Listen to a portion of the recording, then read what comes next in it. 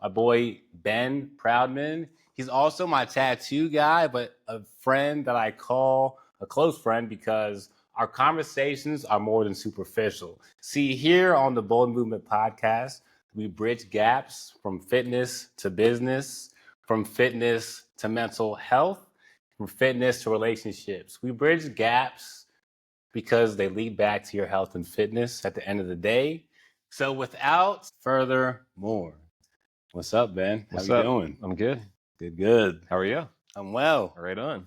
Thanks for coming on. So what we're going to kind of get into today will be how you got to where you are now, what that's like as a male, what kind of social constructs you feel like you do or don't have, and then, of course, your take on nature versus nurture. But of course, I'll go first. I'll lead with my stories, my experiences. No pressure, okay? Word. I'm here for it. All right. I love talking about this stuff. All right. So the reason I'm bringing this up, and I have to be, somewhat careful on the words I use, but I have to bring this up because it's very apparent that men's mental health is getting worse over time. As a male, how can I not talk about it? Sure. I'm one of those, people this may affect. So when men's mental health declines, I have to wonder, like, what is that? I see it in my clients, but how much of that do I feel in myself too? And I think about how happy am I? Who am I when there's no stuff? See, last episode we talked about searching and really working and grinding and being in the rat race to get a lot of stuff, bigger car, house, whatever. And then you get there and you're empty. And the reason you're empty is because you forgot that the humanity part of it is the part that's going to fulfill you. Because the heartless, things you can do for money, we all know is not going to make you happy or fulfilled. And it's not that money is the root to all evil. It's the pursuit of money that is the root of all evil. Because money is just a tool, to be honest. But if it's just that, or even without that, who are you? Who am I? Who are we? Like, if there's no stuff. And how I think about it is, when I was stripped of everything, who am I? Like, who are you when you have nothing? Like, there's no music, there's no TV, there's no distractions, there's no stuff, there's no girls, there's no shoes, there's no cars, there's nothing. If there's nothing around you, no stuff, who are you? And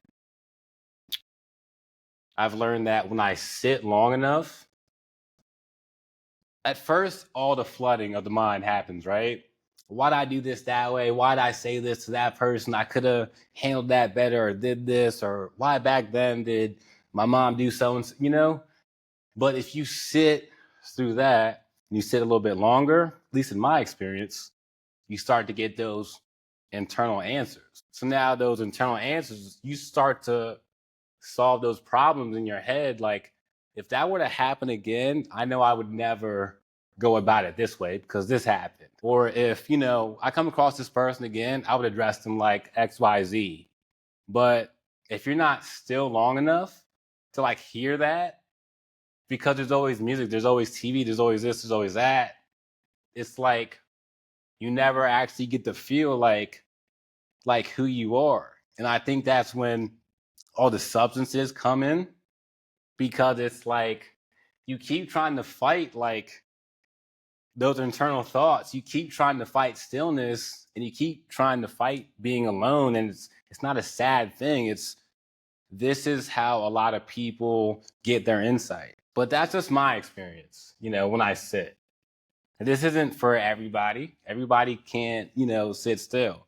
And I'm not saying that I'm like a good meditator, because my mind wanders when I meditate, just like anybody else's. So I'm not saying I have that honed in, but I'm saying if I sit still long enough, I get more answers to my own life, because it's internal. These are internal answers to stuff that's going on around me.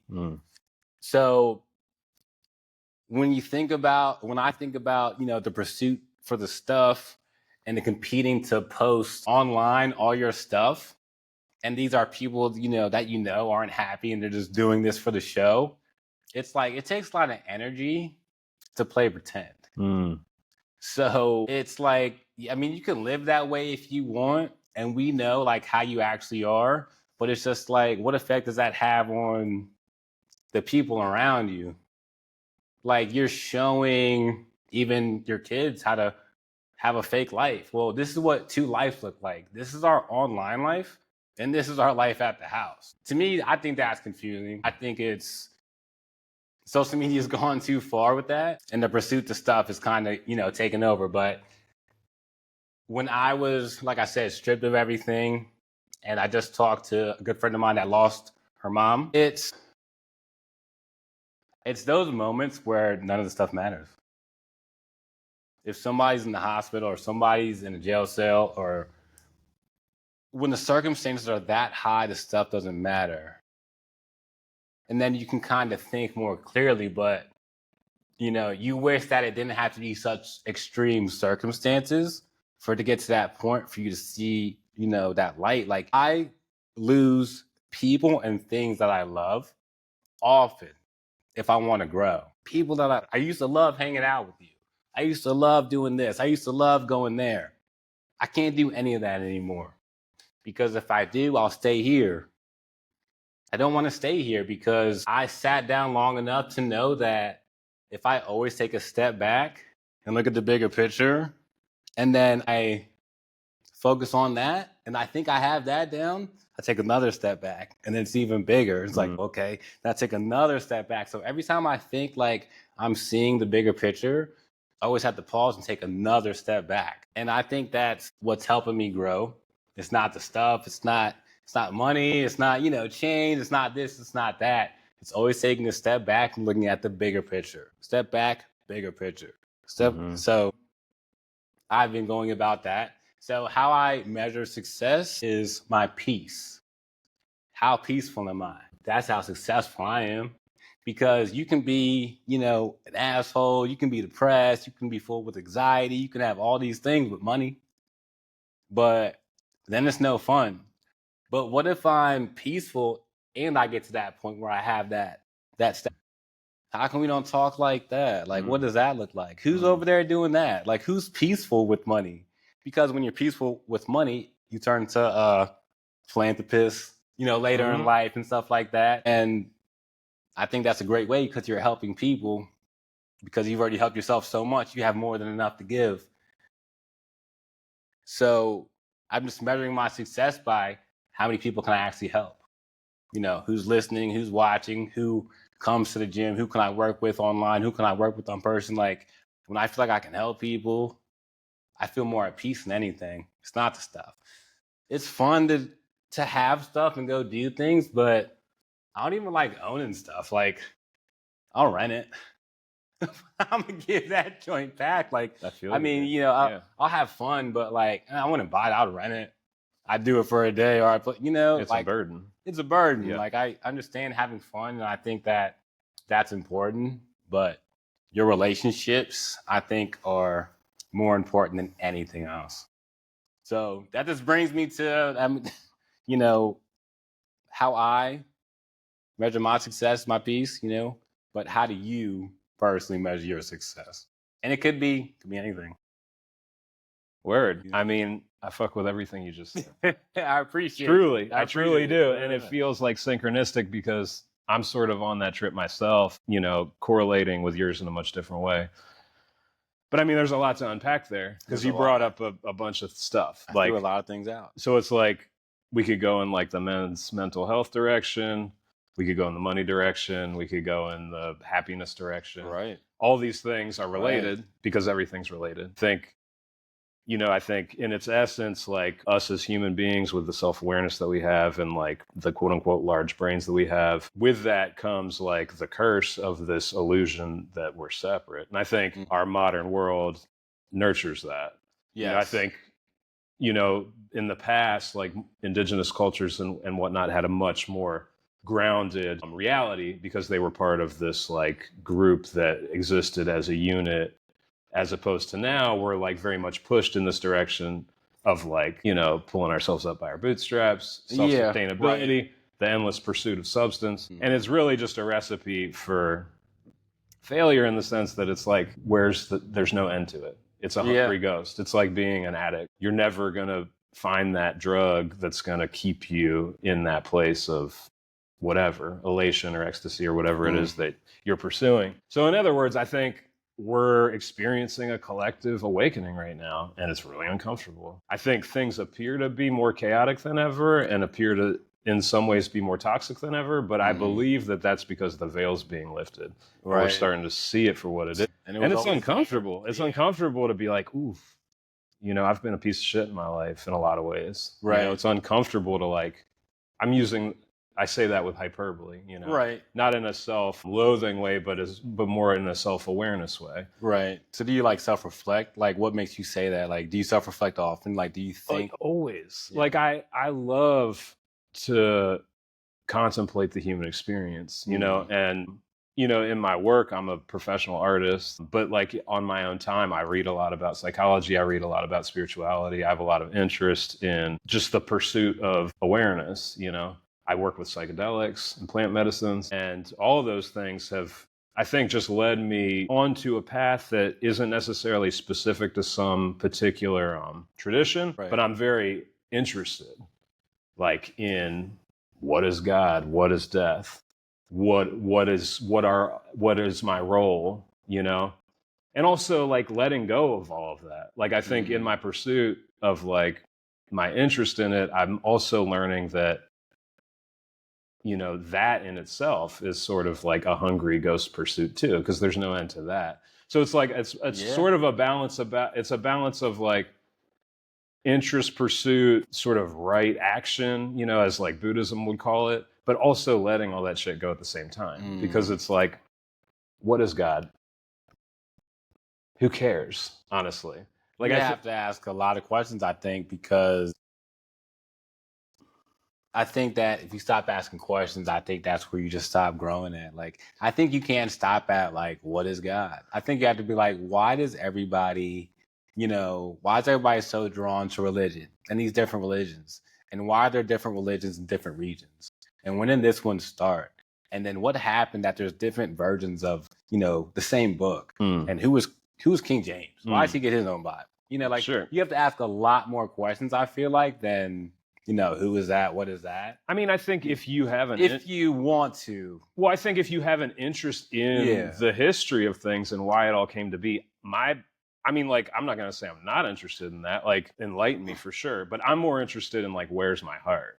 Right. You know what I'm saying? So it's kind of like I try to, like, shift the mind stuff to the heart. You know what I'm saying? Rather than thinking on an intellectual level about the whys and the hows, I'm starting to learn to just feel where I am in this moment. Right. Which I think is important. I think that's a real thing, to actually feel where you are and be present. Totally. And I think our minds, they can be an amazing tool, but they can be a really terrible leader in our lives. I think if we're too mind obsessed, you know what I'm saying? So I think it's like a blessing and a curse as a human being. You know, I think other life forms might not suffer in that way, or even to some degree suffer at all. I don't know that, you know what I mean? But I have an inclination that like a wild animal or a tree, they're going to have suffering in the sense that it's like they want to live just like anything else does. But I don't know that they ruminate or have anxiety in the way that human beings do. So there's this like self-awareness of being a human being that in a lot of ways could be considered some version of a curse. I try not to view it that way because I don't want to put a negative spin on it. Well, because it's tough. I view it as an opportunity. It's like, I think the whole point of living is like learning to deal with myself. Right. Because like my relationship with myself is really the only real one. I think everyone in my life, everyone included, from my closest friends and family to acquaintances to people at the grocery store who check me out, like they're all in my life for a reason. Yeah. And I'm in theirs for a reason. Right. And it's like the way I treat them is a reflection of how I feel about myself. And I think that in a lot of ways, that's the problem in the world, you know. Yeah. And maybe like the essence of like why men are suffering is because I think patriarchy has been a terrible problem, Right. you know, in our history. And I think we have, you know, I think, you know, when people say toxic masculinity and stuff, Mm-hmm. I think people misunderstand what that means. I don't. People are like, "What, masculinity is toxic now?" It's like, no, healthy Yeah. masculinity is not Yeah, toxic. because there is healthy masculinity. It's a matter of whether or not it's in healthy balance. Right. And part of being a healthy masculine person is respecting femininity as well as accepting that you have feminine energy within yourself. Right. You know? Right. And I think we've been taught all this bullshit about what that is and what that means. Because that's socially, these are social constructs. Right. It's race. It's, you know, it's all these things to just keep dividing and dividing. But that's to keep you from, you know, getting too in tune. Totally. I mean, if you're too collective, you become too in tune. Absolutely. And I think that the powers that be, you know, like the vampiric, hungry ghost energy of colonialism and people in power who want power are going to fan the flames of that shit. They want to keep you unhealthy. They want to keep you out of alignment with yourself. They want to keep you separate from your neighbors and your community. And it's all the isolation. The screen time makes you just kind of hone in and be isolated, be introverted. And the food and what they're putting in food now, the chemical list gets longer every week. Even the biotech scientist I talked to doesn't even, she has to look up some of this stuff, like what is it? But it's banned in the UK. It's banned in Canada. But because where we are, we like things to be extra sweet and extra colorful. We're getting extra obese. We're getting extra diabetes. So it's like there's mental things to divide you. Like we just talked about, you know, it could be race, it could be religion, it could be all these things. And then on top of keeping you sick, like you just mentioned, like the stuff they're putting in the food that's supposed to nourish you is actually making you sicker. Yeah. Like I fast now more than anything because I feel better when I'm fasting.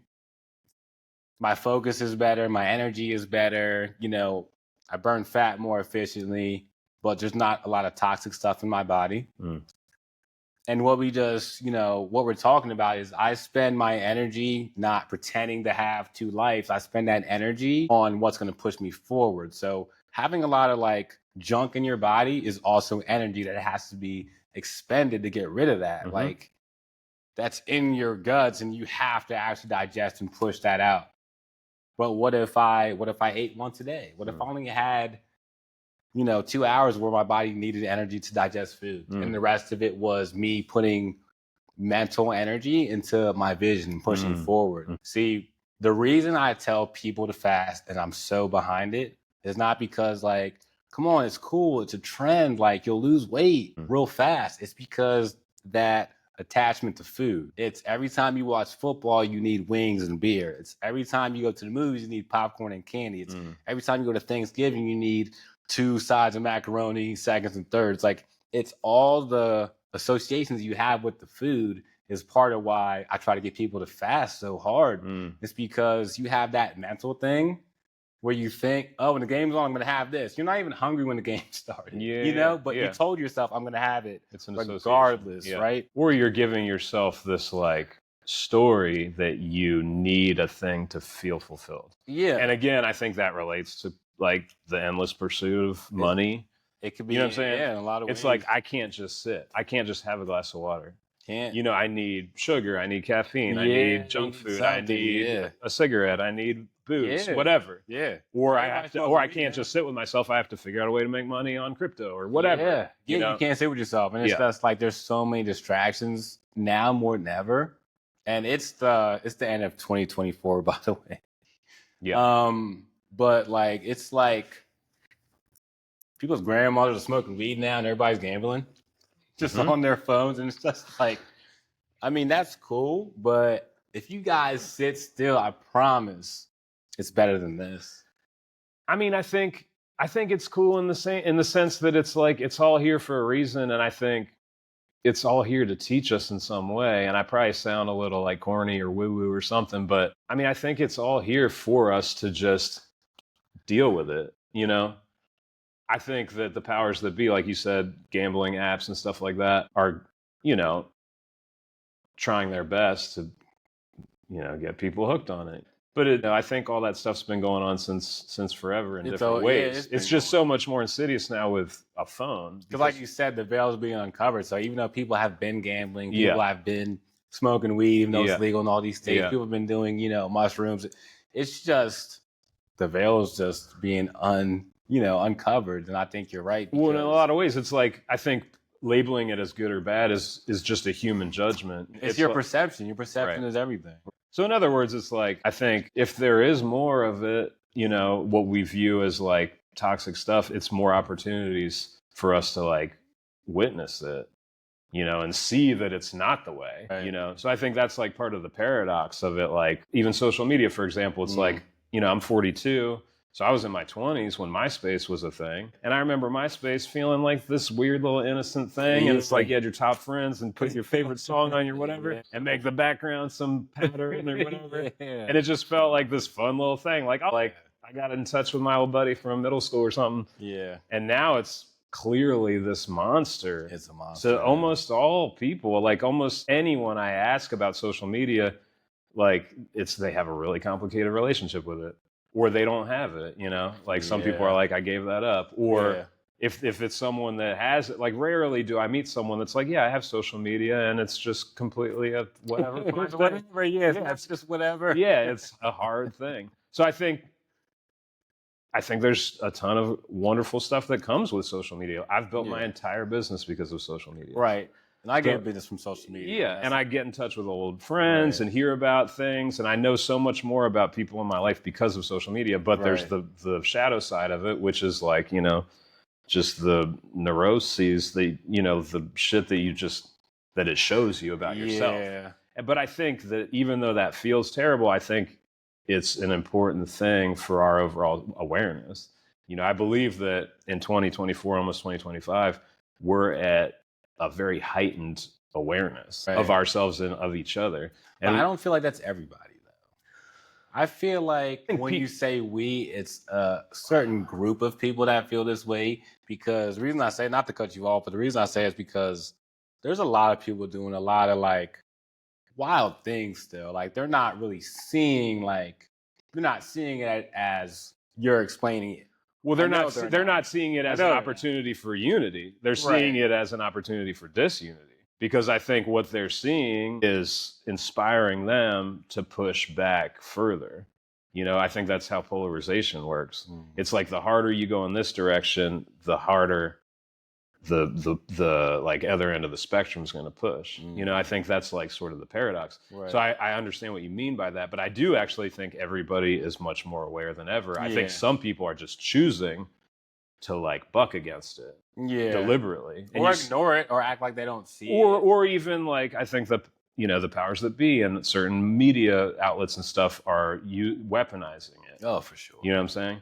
So they're being like, oh, well, these people have like a different opinion than you, so you need to feel this way about it, which is the opposite way. And it's just, I think you see it in the way our politics are and stuff, and just the social climate of our world, which is scary. But I believe, I'm someone that I feel like I'm an optimist in the sense that it's like, I think big picture wise, it's for the ultimate better. But it's unfortunate that suffering has to happen during the process. Right. And I'm saying this as a white, straight, cis man. So like I am very privileged in my, perspective. A lot of this stuff is like in theory for me, like I'm viewing it from a place that's relatively safe, as far as I'm not a marginalized person in this culture, So I just wanted to acknowledge that as like a self-awareness on my part, because it's easy for me to say something like, oh, it's for the greater good. But it's like, I'm not the person that's in danger. You know what I'm saying?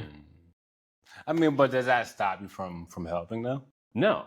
I want to be helpful, and I think that I am helpful to the best of my ability. I just want to acknowledge it because I think sometimes we can just say a thing that is like like a personal theory, but it can be like ignorant to the experiences of other people. And I just wanted to acknowledge that I'm trying my best to not be in that way. Right. By saying something like it's for the greater good, even though it feels like more tumultuous than it ever has. No, I mean, I think it's a good way to put it, to definitely break it down. Yeah. And even going back to, I feel some way about this toxic masculinity. I knew somebody from high school who put up like just blatantly like just to decenter men. Like, over the summertime, and it's like to decenter men, it's just like, what does that mean exactly? It means like, don't talk to them, don't serve them, don't give them any power. Like, it's just like, we've gotten so far lost. If you feel like you have to decenter men, like, good men are why there's good communities, why there's good homes, why there's, to decenter men, I feel like you have to say decenter toxic men. But when you say to decenter men and you try to group all men as bad men, that's like, you're putting it out there that like, and you're showing people younger than you that men are toxic, and this is the type of measures that women have to make because men are this and that. Like, but one of the first things people talk about when I ask them about their childhood is their dad. Well, my dad, and a lot of the first sentences, my dad was or wasn't there. We were or weren't close. But then the first thing you want to do is take them away. But it's detrimental later in life because it's the first thing we talk about. So, I mean, that frustrated me to see decenter man, because it's just like, where are you getting that? And why would you say that without acknowledging the ones who are doing good? Sure. Why is it always, when we talk about men, it's when they did something bad? Like, what about, those celebrations? Men don't get the celebrations that women and kids and stuff do. And I don't think they necessarily always need it, but there's a point where men aren't being noticed. They're being walked over, but they're afraid to say anything because they'll lose their whole life over it. And I think that's because comments like that decenter men, like, you're making men sound like all men are just like destroying the world. But there's people I look up to, like men I look up to and stuff like that. So like, for you to say that, it's just like, it just feels like a super like low blow. Yeah. Well, and also you're a man. And I'm a man, as I am too. Yeah, so of course I'm a little biased. Well, and it's that's a stingy thing to hear, I mean, I don't know the details of what that person was saying exactly, but I've seen and heard similar sentiments in recent years. And I think while I have lots of argument, I also am trying my best to just hear people and not take it personally, in the sense that it's like, I think people are angry. People have felt marginalized since forever. And it's like, whether their anger is righteous or not, it's valid. And I think their experience is valid. So if someone says something like that, I'm probably not going to engage with it. Right. And I didn't engage. But my perspective on it is that it's like, I agree with you. I feel you. I'm a man, and I try my best to do the best I can do. Right. There's plenty of mistakes I've made in my life, but I try my best to correct them as I become aware of them, so on and so forth. My father had really good qualities. He had some not so good qualities. All people. Right. And I think there's a lot of, there's a lot to unpack about that, about why somebody would say something like that. Right. And I think it's less about like every individual man and more about like the collective imbalance that we've experienced. It just feels like a personal experience. So just outwardly just, I mean, sure. Well, and again, who knows? Yeah, I mean, who knows what that person's personal experience was. But I do think that there's validity in the calling out of this male dominant culture. Not in that every man is a piece of shit and should be canceled, right? But in the, hey, like, let's examine why. You know what I'm saying? Right. And I think a lot of the way we deal with problems in our culture is like trying to attack it like it's like a pest that has to be eradicated, as opposed to an inquiry. You know, so like, for example, like the war on drugs or something like that. It's like you're trying to declare war on a thing that is like a social illness, and it just doesn't work that way. It's not gonna. You can't attack that. No, it's just gonna make it more. Right. You know. So in other words, it's like, rather than like going after people selling drugs, like let's like inquire about why people want to do drugs. Yeah, just taking a step back. And it's because we live in a world that doesn't value us. Like we live in a world where we can't go to the doctor unless we have a great job that covers us through insurance. We live in a world where our elders are being forgotten about and put away in homes. We live in a world where our education system is bullshit. Right. It's like, no wonder there's fucking addiction problems. You know what I'm saying? Yeah. I'm just going off on a tangent, like in a different direction. But in other words, it's like related to what we're talking about, because it's like somebody's making this blanket statement that's in its essence rather hurtful and hateful. But also it's like, let's inquire about why somebody might feel that way. And I think from a logical perspective, people have a lot of reason to feel that way. And that doesn't mean that all men are problems, but I think we've lived in a world where men tend to be problematic. Yeah, they tend to be shitty. Or it's just like, you know, we've tended to be more likely to be perpetrators, like, you know, like as far as like sexual assault stuff goes, as far as like just dominating spaces, not listening. You know, making fun of women, making fun of femininity, making fun of like, you know, anything that's not this straight line thinking, you know? And I'm here to call that shit out because it's fucking bullshit. It is. You know? I agree. There is healthy masculinity and there's toxic masculinity. There is. So that balance. So when you talk about the feminine and the masculine energy, what do you feel like that balance is? Because for me, when I hear like masculine energy, like the appropriate masculine energy is that when there's any women around you, whether you're in a relationship or not, they should feel protected and safe. You're a man, right? Mm-hmm. You know, if you're in a relationship, you should tell your, you know, significant other that you love them often, because somebody else will. The work husband, somebody else will do that. You have to show your kids how you're affectionate in the home, but when you have that chaos, you can reel it back in. To me, when you have the balance where you can, you know, listen to anybody in the house, no matter what's going on, how upset they are, they're crying, they're this, they're that. When you can just listen to that, take it all in, and just have a solution for it, rather than bark at everybody and this, and that, get out of my face, you know, F this, go upstairs. When you have all that honed in, to me, that is the appropriate masculine energy. When you control your emotions, even though there's a lot going on, everybody's looking at you to, you know, fix it.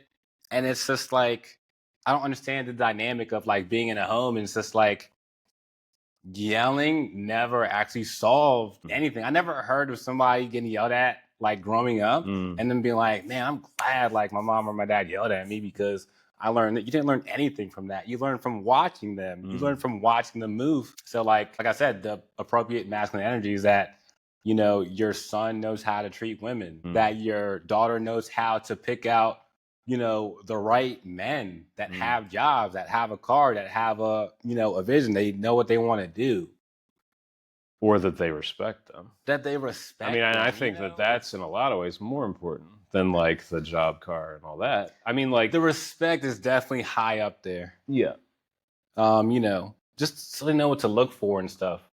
You know, to me, that's a pivotal role as a man, and the masculinity is needed because, you know, we can let kids and women have drama. I was always taught that. Let the kids and the women have the drama. Men don't do that. You know, you go in there, you solve the problem, and you're the calmest person in the room, but you take control of it, and, you know, people are calmer and safe and, you know, all these things when you're there because you're a catalyst as a man. That's why I feel like a man is a catalyst. Doesn't matter what role they play. It doesn't matter if they're like head of the household or they stay at home all day. They're still a catalyst no matter where they are in the home, I feel like.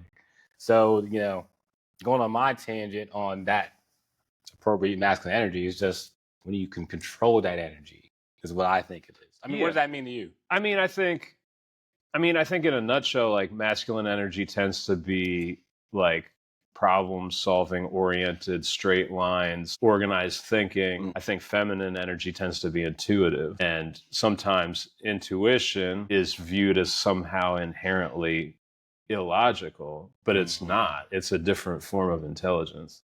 So I'm sort of, you know, I don't want to like get too out there with that type of stuff, but I think a healthy masculine person is going to, you know, be able to control their emotions in the sense that they'll have emotional maturity and aren't going to fly off the rails. But I also think that that's not necessarily inherently feminine or masculine. I think like a healthy masculine person's not going to be insecure about their masculinity, and they're not going to need to flex their masculinity.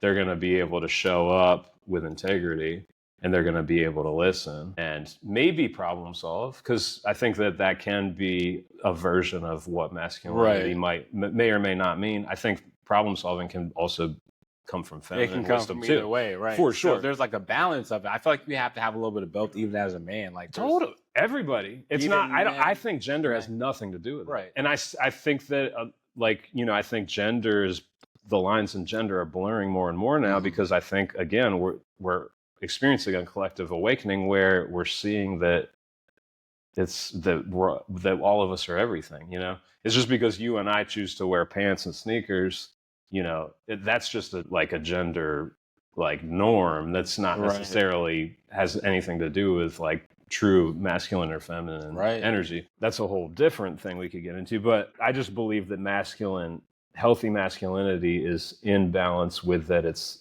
you know, like listens to and accepts and welcomes like feminine wisdom as well. Right. So like, you know, if you're a breadwinner, a father, like a parent, you know, you're looking to your spouse. If it's a woman, great. If it's another man, great. If it's someone who identifies as another gender, also great. Doesn't matter. Right. Like you're in an equal partnership of respect, and you're showing children, if there's children involved, that you deal with your loved ones in a way of respect and helpfulness, you know, as opposed to domination. I think like toxic masculinity is domination focused. Yeah. Healthy masculinity is fairness and love focused, you know. And that just brings me back to like that structure and peace that I find a lot of men need. 'Cause like what I find, you know, even just talking to my clients, like they don't really have like that space. It's harder for them to think of like hobbies later in life. Like I know there's things you do. I know you drum and do other things, but some people can't really think of anything. They don't have as many friends because they don't have as many hobbies, and it's like you get to this point where it's like I'm this pivotal role, but I feel like I also can't decompress. I'm always taking care of the family. I'm always providing. I'm always solving problems. I'm always being calm. I'm always, you know? Yeah. And it's just like, it gets to a point where it's just like you never get to take a deep breath. Well, and also, if and when you lose that stuff, then who the fuck are you? Right. And I think you see men in this, they call it like an epidemic of loneliness and stuff. Like men later in life who maybe they have children that are grown, moved out of the house, and maybe they split up with their spouse. Or even if they're still with their spouse, they live this lonely life of isolation. So it's almost like in the beginning, you were like, who am I without all my stuff, you know? And I think that goes back to like the relationship we have with ourselves, which is like, are we taking care of ourselves? Do we love ourselves? Do we care for ourselves? So like if all my stuff is stripped away, what am I and who do I have or what do I have, you know? And how do you find happiness if there's nothing there? You know, I mean, I think the pursuit of happiness is a bunch of bullshit. I think I agree with what you said about might be peace. Endless. Right. Peace is what that's what my goal is now. Right. I think happiness and joy are things that are like nebulous, like they come and go. Like you go out with friends and have a really fun night. That's happy, and maybe you'll feel good for a couple of days after that. That's a happiness and joyful experience. But you lose a pet, you lose a loved one, you lose a job, you get injured. You're going to go through a period of grief. Right. You have to feel that too. Right. So I think if you're coming from a baseline of having a peaceful heart, you're going to be a lot more resilient, as opposed to if you're in a constant state of pursuing happiness, then it's like a hungry ghost. Yeah. You know what I'm saying? Because like, where is happiness? Ooh, I had it yesterday for 15 minutes. It's why can't I get it back? It's like doing cocaine or something. Yeah. It's just like short-term like high or short-term fix. Right. So, water break. How are we doing? How do look professional? Am I saying anything that's gonna like be controversial? And there's gonna be 200 comments about people canceling me about. Yeah.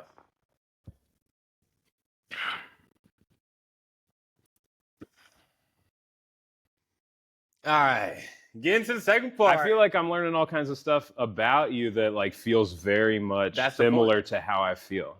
I think that's the whole thing you just, I mean, it's like, and I've known you for a while and we've talked about a bunch of stuff, but it's like you laying it all out there in a particular way was like, you said a whole bunch of shit and I'm like, well, what am I going to say? Because what am I just going to be like, oh, I feel the same way though. And then it's over. Then it's over. No, I'm just like what he said. Yeah. All right, no. Yeah, I was going to say the same shit you just said. Yeah. No, I mean, that's good, Yeah. It's probably why, we're friends. Same level. Yeah, word. And I believe that. Are we still recording right now? Yeah, but we're going to do our second part. Right. Ready? Ready. All right. So when we talk about an upbringing, my upbringing, specifically, I think of nature versus nurture. And in school, I didn't care about school growing up. I'm not going to pretend like I did. But later in life, when I hear that nature versus nurture, I think about like my upbringing compared to somebody who had the opposite. And my upbringing was, the nature of it was terrifying. It was traumatizing. So I was in a mode of survival. So survival mode was how I got through my home. That's how I got through life. And then when I'm older, survival mode it can hurt me because now I'm on defense more. Now I'm skeptical more. Now I'm pushing away good things more because I was in survival mode. I'm used to the war zone. Like something's coming with no resistance, I'll just sabotage it before it gets here. That way I'm in control. Because now it's not only that environment that comes back up where it's like I'm super on defense all the time. It's like also that little kid in me comes up when I was 5, 6 years old because I was the youngest. I feel like nobody could see me until I was 6. And getting older, going through school, class clown, everybody can see me now. Like there was no shutting me down because everybody can see me now. And nobody's as terrifying as my house was, as my father was to me. So I don't care if you're a teacher, a principal, a cop, like it doesn't matter. Like nothing was as scary as that. Like if I'm outside that front door, world's mine. I don't care. But when I walk in that door, you humble up, turn all that off. And I grew up like that, and that carried into my 20s. And I start to get into these rooms because I'm starting my business, and I get into these rooms with these people that I want to be in. Like this is where I can elevate. I'm in the right room. I'm finally here. But I wasn't ready, and I had these things I didn't unpack. So I drank, and I got kicked out of this party that was supposed to elevate me. And I didn't stop. Like I'm outside and like, the whole city's following me. Like all the cops are out there. Like just go home. Like you're not in trouble. No, I know what y'all trying to do to me. This and that. Cause that defense comes up. you guys are attacking me. No, I'm being attacked. I'm being attacked. And they're explaining, like, nobody's attacking you. Just go home. But the trauma and the liquor and all the people and the chaos, no. I'm right back in my house. I'm 5 years old again. And now I turn the situation to something it's not. Right? And then I talk to somebody who grew up different, loving. There wasn't tension. There's not drama. And you get coddled, you get this, you get that. But then later in life, it just punches you in the face. And now there's no telling how you can take it, but you could also be upset that they kept this veil over your eyes and they didn't show you the real world.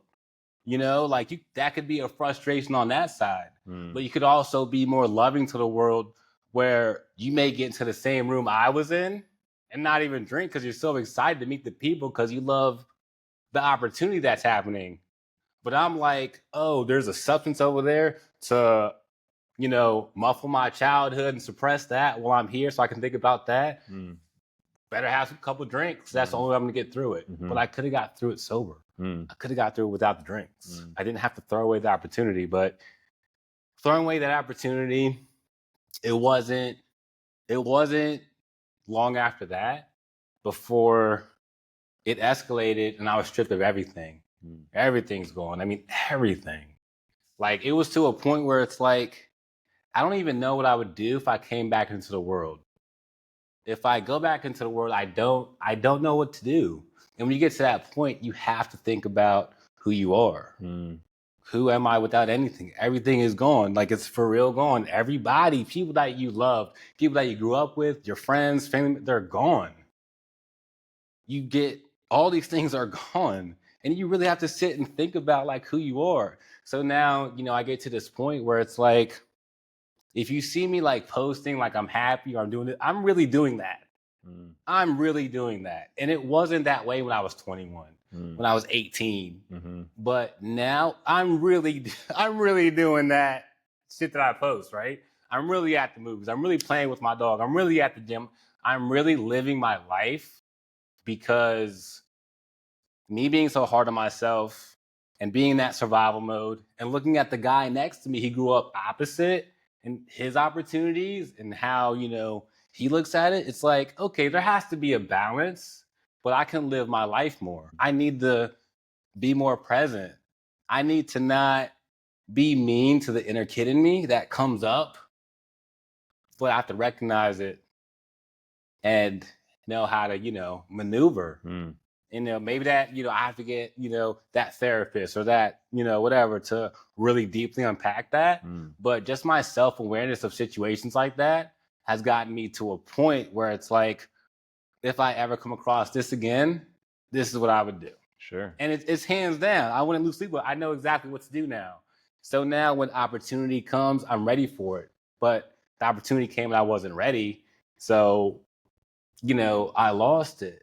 So looking back now, it's a humbling experience, but it's almost like I almost needed to lose everything to get to where I am now. And I don't play about going back to who I was. Like, old people will hit me up and think I'm going to go back to being the same person I was. And it's like, what makes you think I put all this self-work in for me to go back and do the same dumb shit? Like, why do I even have to explain this to you? Sure. So I don't respond to a lot of things anymore. Like, I don't go out, I don't hang out with people anymore. And it's not because I think I'm better than, it's because if I'm going to protect my peace, I have to have boundaries. And people are terrible at setting boundaries, and that always is going to disrupt their peace. See, I learned how to set boundaries, whether, you know, they're blood or they're not. You have to have that boundary, because those people closest to you will be the most emotionally draining to you. Like, we all know this, right? Family's the hardest people to deal with.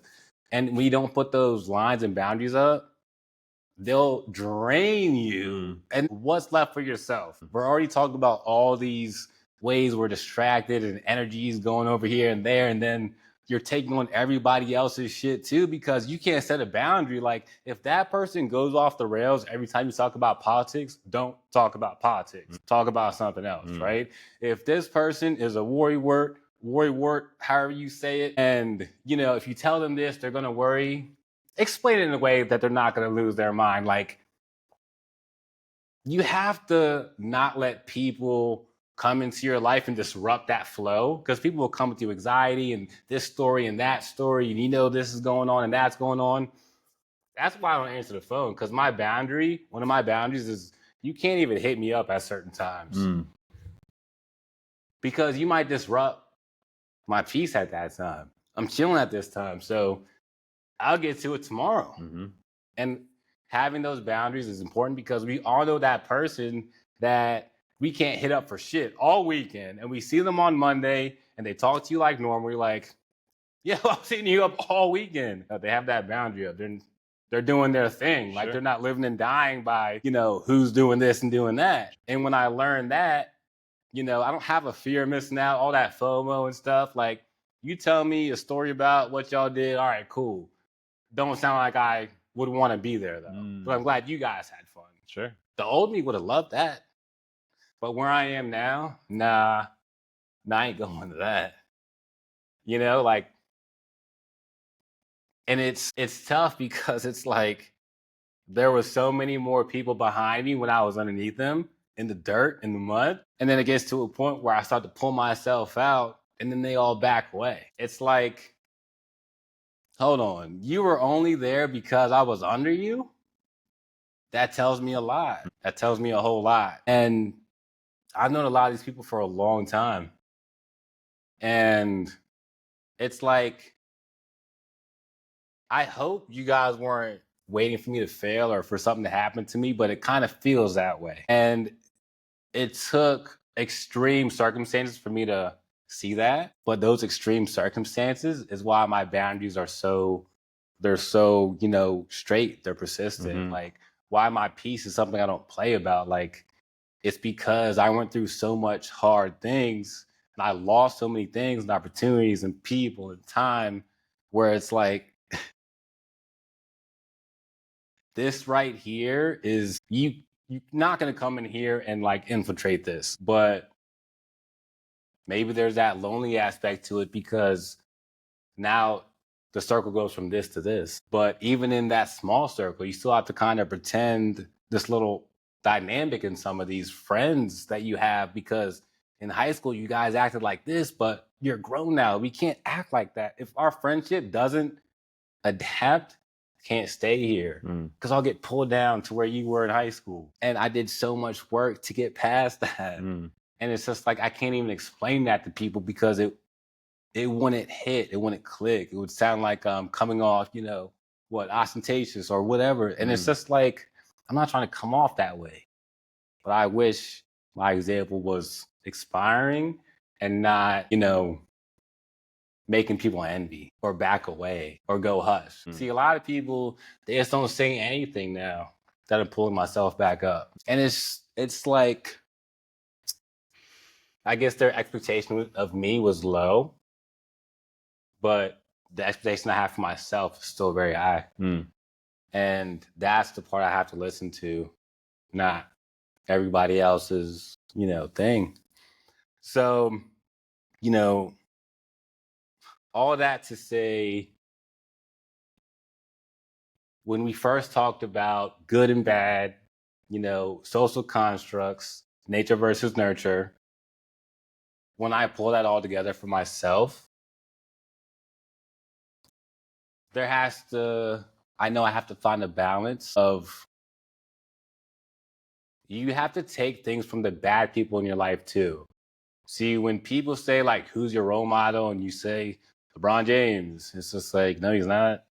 What did he teach you? He's never taught you a thing a day in your life. But some of those people that were tough, for me personally, taught me the best lessons. So the good people, yeah, they teach you things, how to, treat people and do this and articulate and that. But some of those people that were so tough, you never understood why, you remember those lessons like shit later in life, right? So that's when I talk about and think about, it's like, why is there good and why is there bad? Because we can get good from both. If you do it right, you get good from both. And be, why is bad stuff happening? Why this person, pass? Why this? Like, because if that person didn't pass, you would never came across, that aunt that you need to talk to, or that cousin you need to, realign with, or that woman that's going to be your wife later in life, or your heart would never change if you didn't lose that person. Mm-hmm. It's just tough to hear, like, why does bad stuff happen to good people? Why does bad stuff happen to me? Because you need to change something. You need to pivot. It didn't just happen to happen. It didn't just happen to happen. Like, it just happened. It's what it is. I can't do anything. I'm No, think about it. Think about it. Why did it happen? Something has to shift. Whether you always had that dream you were fighting for, that person was always pushing you for it, and now you don't see that person anymore. You have these feelings of what's right and what's wrong, but you can pull it from any situation. It's you have to want to pull it from those situations that make you sad, but you can pull the good from it. The situations that make you mad, but you can pull the good from it, no matter what it is. So it's like, when I was asked that question, who's your role model? Well, it's like, you think I'm gonna say a superhero, because I'm not. So it's definitely a mixture of both, because none of these questions have straight answers. It's always like, well, it has to be like some of this and some of that, and you have to balance this and balance that. So, your upbringing, you coming up, I know a little bit about it, but not really a lot. Mm-hmm. Were there roles in your house? Do you feel like some roles were more pivotal? Are you so close with everybody in your house? Like, how does that look now? How's it affect you now? Yeah, I mean, again, a lot to unpack there. A lot to unpack. Yeah, because you said a lot of things. Give you a lot, yeah. Which I like, and I want to respond to a couple things you said. Yeah. Like, I like the idea of, like, why does bad stuff happen? Why does good stuff happen? I could take good from either good or bad, or I could take bad from either bad or good, just depending on what my attitude and my outlook is, And I think that that's sort of the secret a little bit, is like, what's my attitude towards life in general? Yeah. I think if you're just like, everything's out to get me, this is a big conspiracy against me, then you're going to experience life that way. Right. And maybe the same type of shit will happen to you. Maybe worse shit will happen to you because of that attitude. But I think in a lot of ways, the same shit happens to you whether you're anybody. But it's like the way you take it. Your perception of it right. is a little bit, I think, in your control, to some degree. And I hesitate using the word control, because I think that's a tricky word that I don't know that any of us have actual control over anything, really. Because it's also like, well, the nature-nurture thing, it's like, I have a predicament as me, as you have a predicament as you, and you were handed the cards you were handed, right. And you came from a lineage of people, and then life forms long before that. It's like, if we like retrace our steps, it's like, it's infinity backwards. Who knows where we originally came from? And it's like, there's stuff like ancestral trauma. There's stuff about, something might have happened to your great-great-great-grandfather that you are feeling in your body now, like some kind of weird thing in your knee. Who knows? But there's people here. All right. Anyways. You good, Joe? I lost what we were talking about. All right. So household stuff. Yes. And so, yeah, like anybody else, like, I grew up in a home that had complicated dynamics. My parents split up when I was 6. I have a little sister who's 3.5 years younger, so she was like 2.5, almost 3. Like, early childhood, like, it felt like relatively gender normative as far as the way the household was. Like, my mother was a caretaker, my father went to work, and they split up. And then my mother more or less was like, the primary parent. My father was like every other weekend kind of thing. And that was up until I was 11. My mother met my soon-to-be stepfather and married him when I was 12. And it's a funny story, because the reason they met is because I was friends with his 2 sons at a summer camp. So we brought our parents together by being friends. And Patrick was the older of the 2. He's like 1.5 years older than me. And then Kevin is my age. And they became my stepbrothers. But they brought, these 2 families came together. Myself, my sister, my mother, and Patrick, Kevin, and their father, Michael. And like, it was a weird situation. you Yeah. know, to say the least. It was like 3 adolescent boys that were friends coming into the same house, like angry, you know, 12, 13-year-old boys, Yeah. you know, going through a normal process, like going into teen years and whatever. And we were, especially Patrick and I, were highly rebellious people. And we were experimenting with, you know, smoking cigarettes and smoking weed and Right. stealing liquor and, Yeah. you know, stuff that like truant boys do, you know, in those years. And it's crazy to like think about how young we were, because like now I'm at the age where I have friends who have kids that age or older. Right. And it's just like, y'all are like children. And I was at that age, like doing drugs and, you know, I mean, it was like, it's wild to think about it in hindsight. Anyways, like that's kind of besides the point of what the original question was. I guess, how was that? Like, how was that going? Was there like a lot of rules? Like, what did the dynamic look like? I mean, my mother tried. Yeah. I mean, my mother is a wonderful human being, you know, and she has a heart of gold. But she has her own stuff that she's never dealt with, you know? And it's like, she's dealing with it in her own way, in her own time. And I don't even want to put it on her like that, because it's like, I understand that she's a human being that's lived a complicated life just like anybody else. Right. But it's like she tried, but like the dynamic, especially of the two families coming together, was really complicated, because now you have 2 parents of 2 separate sets of kids. Right. And it's like, I think that what their intention was is that my mother parented myself and my sister, and Michael parented his 2 sons. But it doesn't really work that way when you're all living under the same roof. You know? Crosses. So it's like my stepfather, you know, is also a good person, and like I have love for him. He wasn't a great stepfather or a great like male presence in my life. He was kind of there in this, like, almost his essence was there, but he didn't speak to me really much at all. You know? Really? So, but I think again, it's like, I don't necessarily fault him for that. I think it was awkward for him too, to try to figure out how to navigate this complicated situation. It's definitely a tough dynamic. Yeah. So I think like when I think of parenting, and I also had through all this had a relationship with my father, but you know, my father was a relatively accomplished person, like in his work. You know, he worked for the Appalachian Trail and did some really cool stuff with his career, and he was well respected. Right.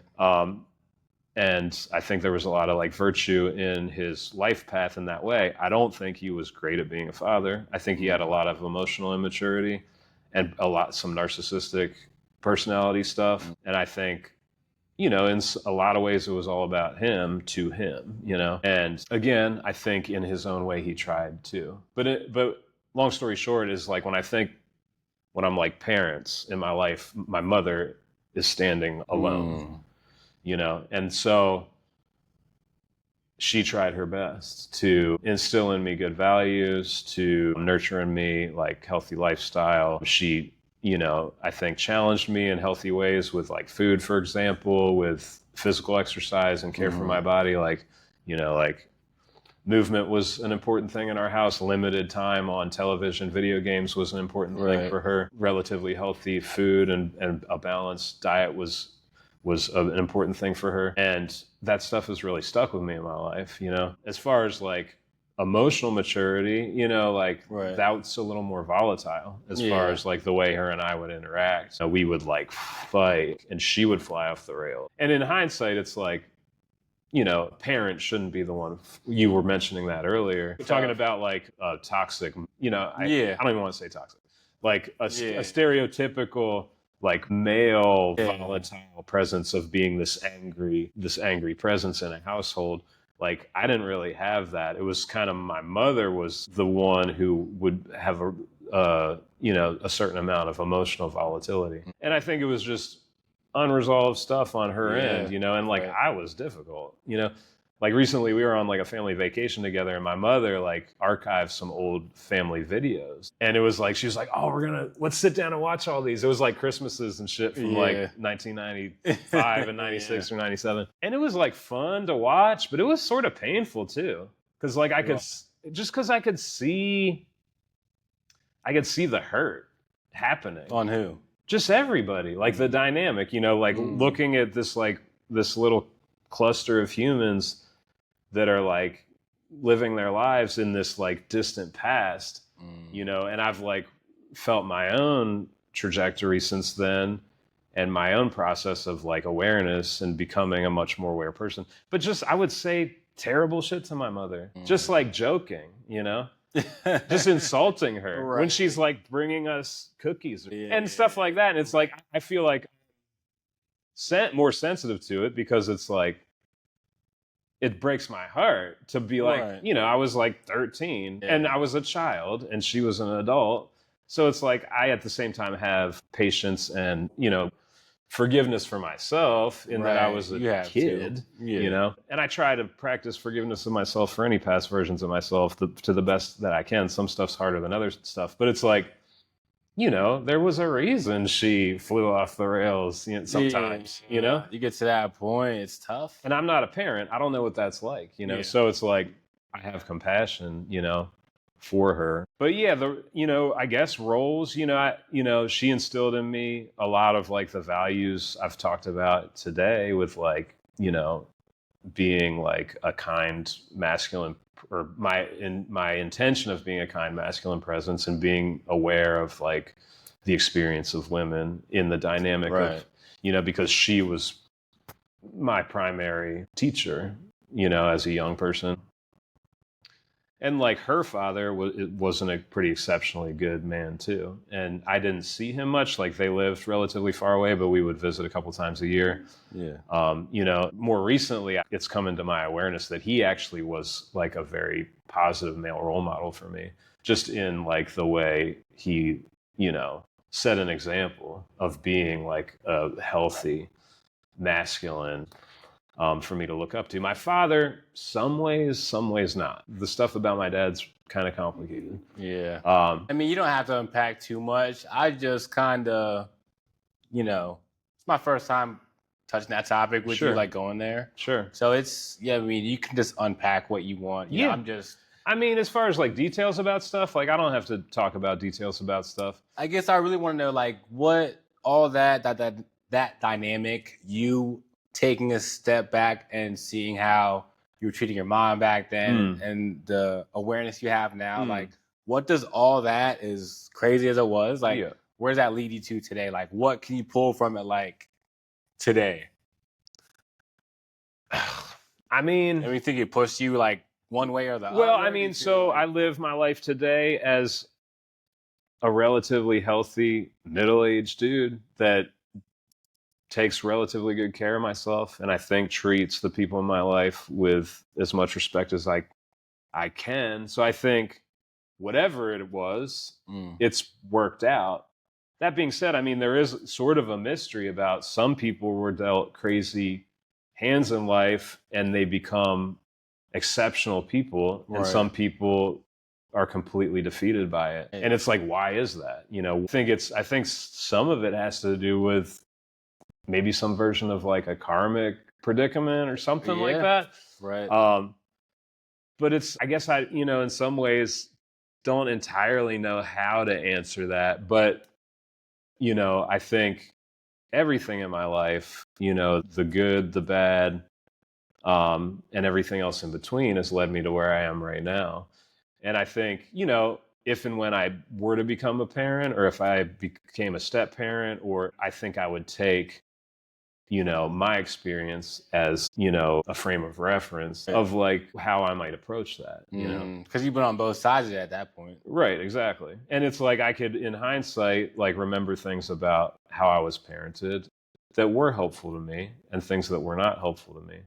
But again, the paradox is sometimes the unhelpful stuff is the teacher's stuff, you know? That's what I So it's like some of the stuff that I experienced that wasn't ideal is in a lot of ways more advantageous to me as a healthier person now.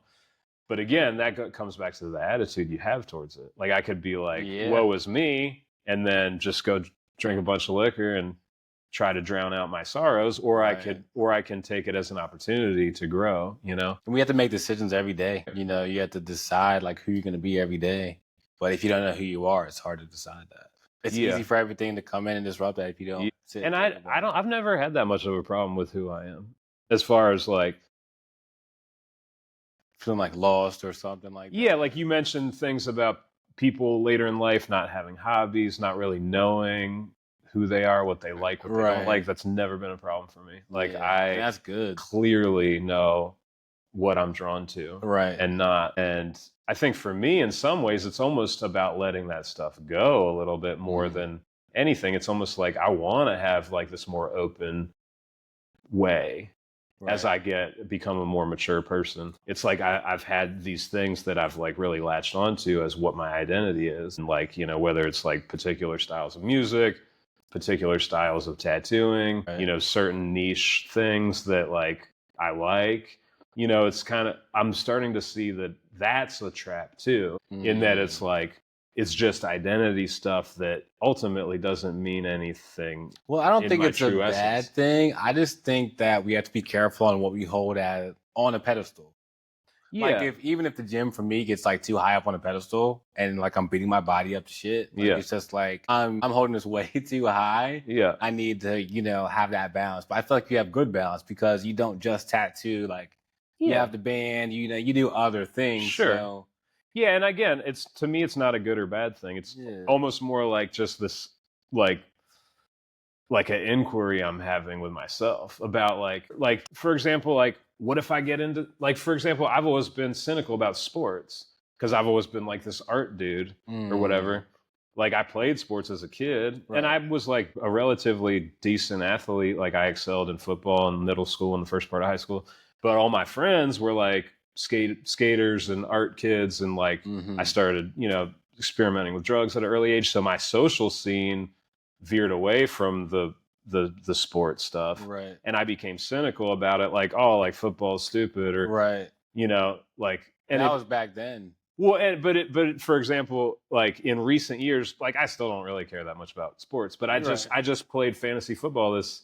You did? Yeah, because one of my coworkers was like, "Hey, you want to do this?" And I was like, "Yeah, yeah, why not?" yeah, because and to me, it might sound silly, but that's like a step in the direction of like checking my cynicism at the door. Yeah, that is, because it's like it's always been an identity thing that it's like I'm not into football, I'm into death metal, and it's just like realizing that. Who cares? Who cares? It's like all of it's here as something to be enjoyed, and it's like. I think that a lot of my like elitist attitude about shit has so much to do with my personal insecurity more than it actually does anything. I think that's a lot of people. But for example, like we're talking about like the hobbies and the interests, like I think that can be a trap too on the opposite end of like, I'm definitely not somebody that doesn't know what I like.